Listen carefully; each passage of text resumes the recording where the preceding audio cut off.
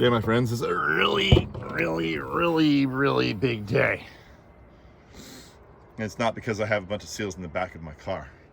My daughter hired my buddy, who's a chainsaw artist, to make a beautiful table to give to her grandpa, who has a beach house, to put a glass table on top.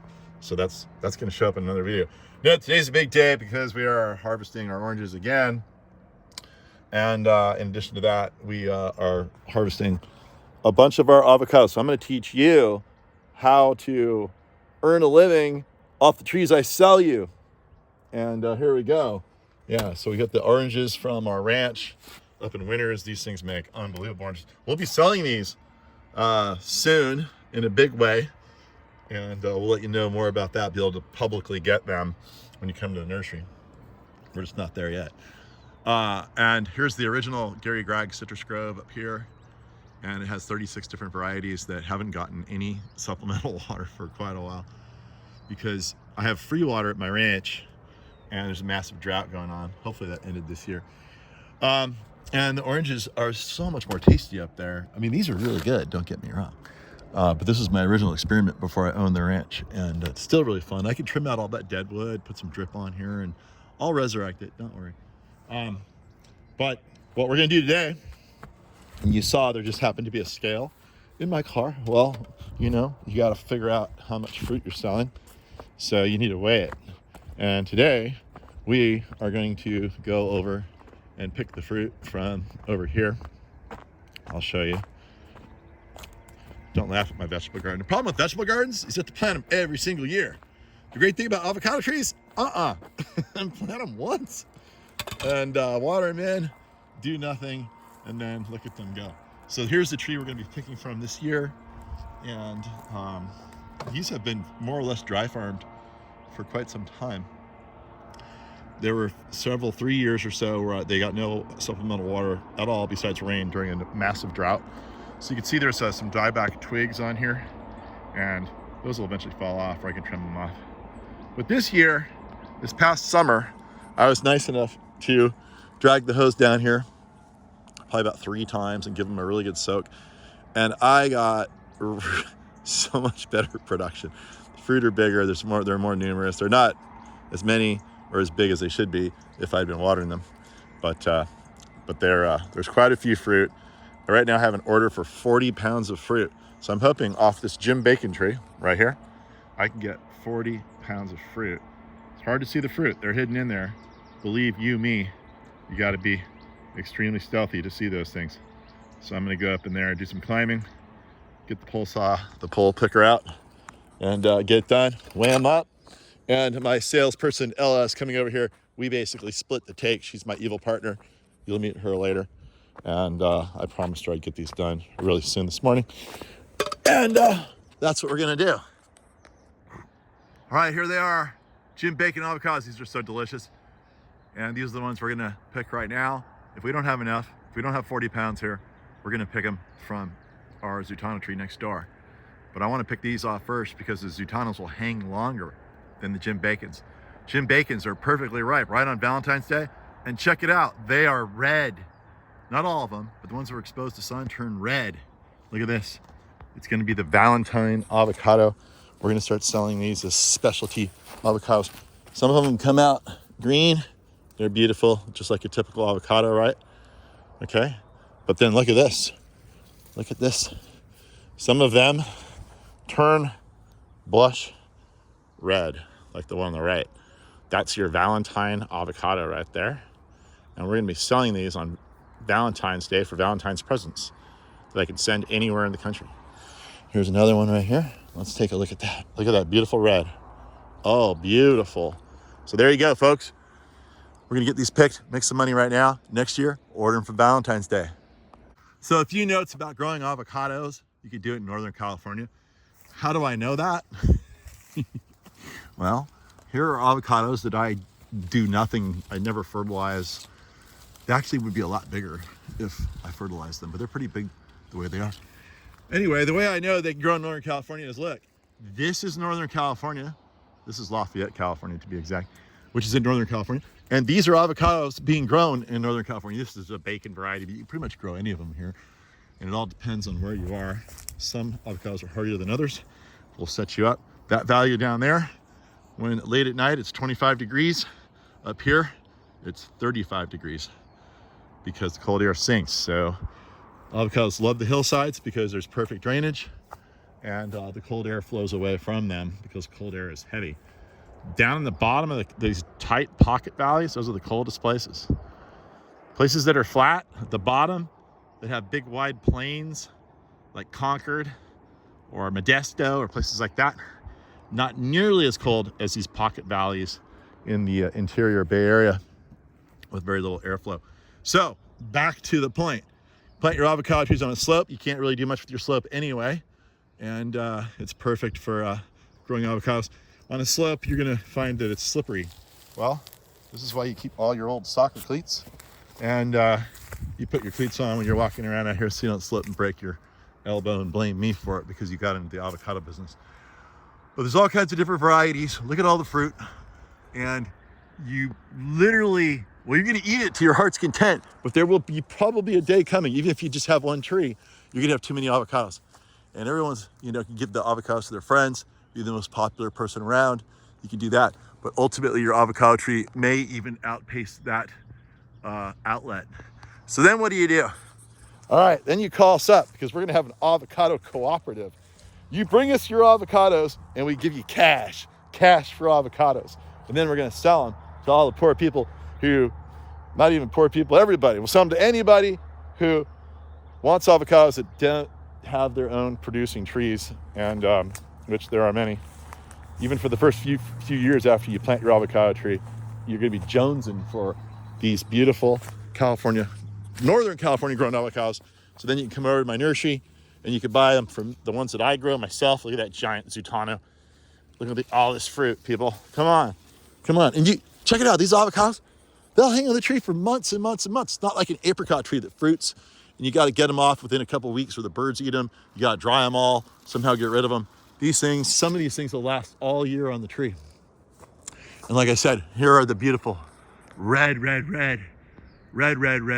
special Valentine avocados. We could sell you this kind of tree if you like. They're all really good. They're all different. They all have different attributes. And that's pretty much it. These trees have never been pruned. So it's a lazy man's deal. And, but yeah, if you get too many avocados, you're in the Bay Area and you don't know what to do with them. We'll pay you good money for them. And if you don't have avocados and you want some really interesting varieties you can't get in the store, and you want them to be Northern California grown by your neighbors, thereby making it an extremely green, consumptive process, supporting your local neighbors, help them pay the water bill by paying us to pay them to get them to you. So rather than paying them to a foreign country, contributing to global greenhouse gases, shipping them here with lax environmental laws that don't protect the worker as much as they do here, all that stuff, you know what I mean? Come on, man. So, all right, let's get a bunch of these avocados. We'll load them up. I'll show you the end product and see if I can get up to my 40 pounds I need right now. And check this out. You're wondering how much, okay? We're selling these things, organic, grown, local avocados, $5 a pound.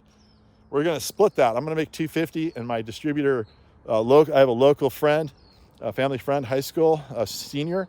Her name's Ella, and she has taken over for my kids. All my kids are gone. My kids used to do this.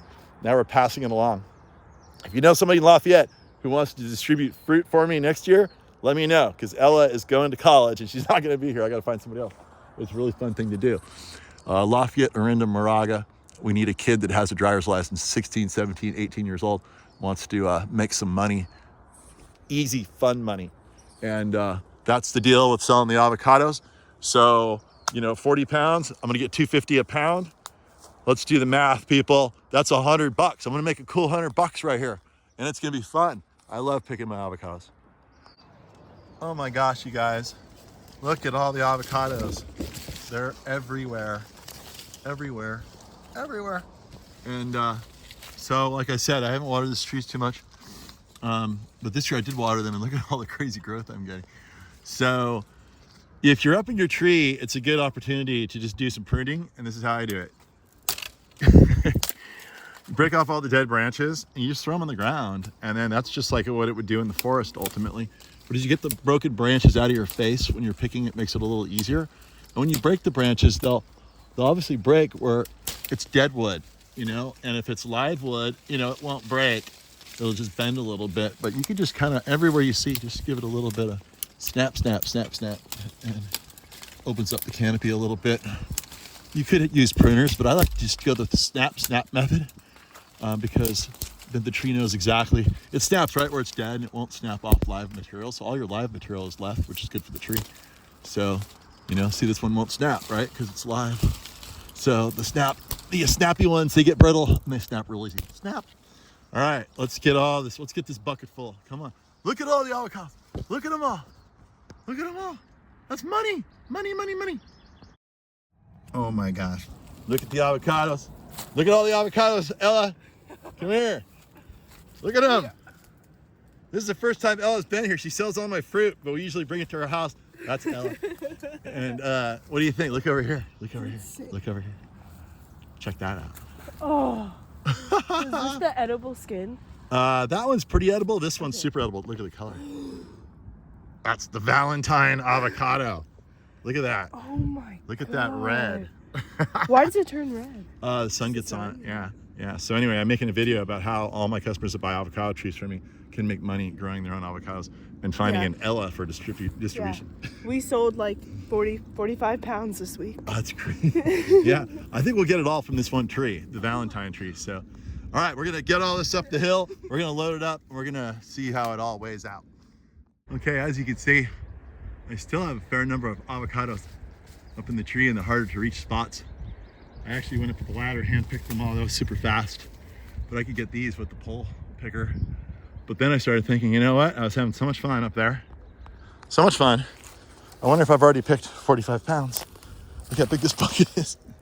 I was like, maybe I have picked so many I can't even pick it up. But those are big avocados. To show you how big they are, look at this thing. That's bigger than a typical store-bought Hass avocado. Some of them are smaller. I'll keep the small ones myself, you know, to eat those. They taste just as good. But anyway, so just look at off this little ugly tree that I barely take any care of. Look at all the avocados that came out. Look at the red on this one. Look at this red. Look at that red. Oh my gosh. That beautiful red. And so you're gonna say, well, Gary, you know, I've got clay soil, you know, avocados don't like clay soil. Come on, man. Come on, man. Let me show you something. Look what I have here. Clay soil. That's clay, folks. That's like as clay as it gets. And the Zutano rootstock doesn't mind the clay soil. That's what we use. Okay. And then you say, well, Gary, I've got deer. What am I gonna do? Well, look what the deer do. You put your cage on for a while right here. Gotta give this is a lamb house. I gotta give this thing some love. And eventually it'll grow up the top, and then you won't need a cage anymore. And the deer will keep it nicely pruned down low, which is really nice. And on top of all that, look at this. I have not watered down here in 4 years. This is a Pinkerton I planted a while back. I would have thought it would be dead. But this thing is completely growing dry farm style. And it's getting up above. There's no avocados. Oh, there's a few. Look, there's some right there. I haven't done a thing to this tree. No water, nothing. Nothing. And look, it's putting on all this new growth all by itself down here. I promised to get the irrigation going. There's another queen avocado down there in that cage, and it's also growing. It'll be above the deer soon. If I get water it, they grow much faster. Oh, well, Gary, I've got gophers. They'll probably eat all the roots of my avocado. Guess what that is right there? That's a gopher. And guess what? We've never had a tree lost to gophers. I have a friend, Trent Sanders, up in Shelter Cove. Look, a little Chilean wine palm. I planted seed a long time ago all over the hill. They're popping up. My friend in Shelter Cove, look for the video. I'll put a link down there if I can remember to. Trent Saunders bought all kinds of trees from me from years ago. They did great, so he decided to buy a lot more. He's got gophers all over his hill. They don't affect at all the trees. So there's something, I think there's something in avocado trees roots that those gophers just don't like, because they'll eat all kinds of other things. They don't seem to eat the avocados. And that's what you can end up with. And after you pick your gym bacon, the next thing to be ripe, ready, are your Zutano. And that is a monster. Big, beautiful fruit. And check this out. Look at this. Let's see. We got to get a pie for this. Let's get a pie. It's really good exercise too, to do this kind of thing. Keeps you young. This is a south-facing hill.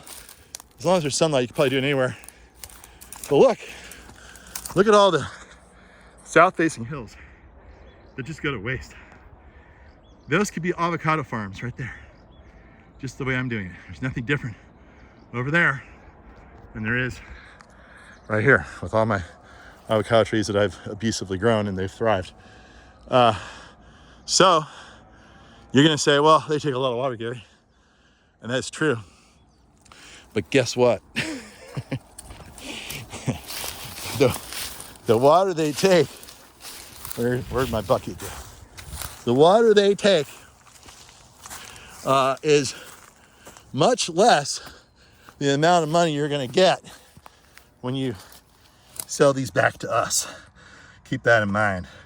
Turning water into beautiful, edible, and semi-lucrative fruit. You're not gonna get rich, but sure will be fun.